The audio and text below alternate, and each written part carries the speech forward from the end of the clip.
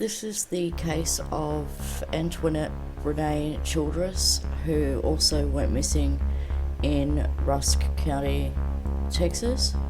She was 40 years old at the time of her disappearance, which was October 13th, 2015.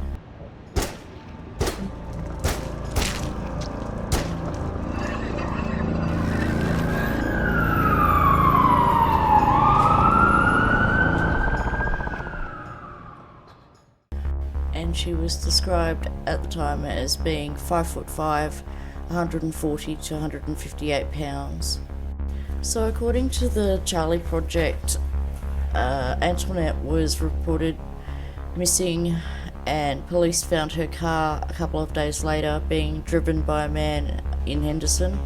He was arrested on an unrelated charge and stated that Childress had sold him the vehicle, something her family finds very difficult to believe.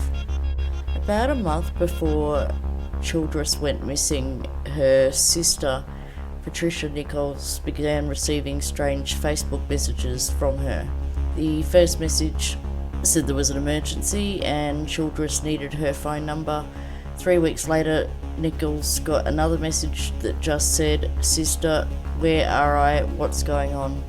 And like Lauren Thompson's case out of Penola County, Antoinette did have a history of drug abuse. And these messages of confusion to her sister just before she went missing is very eerily similar to Lauren's case, where they described her as being disorientated, confused as well. On October 6th, about a week before Antoinette went missing, her sister got a voice message from her Facebook account, and the message said something about guardian angels, but the voice wasn't Childress's. Nichols left home after that and didn't return until November 6th, by which time Childress was missing. 2 women came forward and contacted the sister after Childress went missing and said they knew what had happened to her. The women stated Childress had been involved in using and selling drugs and gotten some bad people angry and was tortured and killed as a result.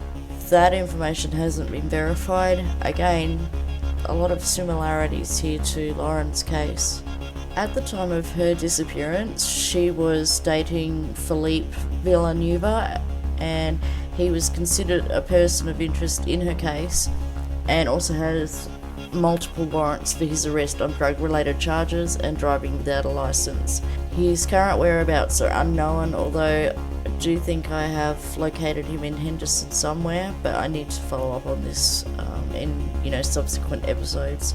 So at the time, he was 35 years old, and he's described as 5'9", 210 pounds with black hair and brown eyes.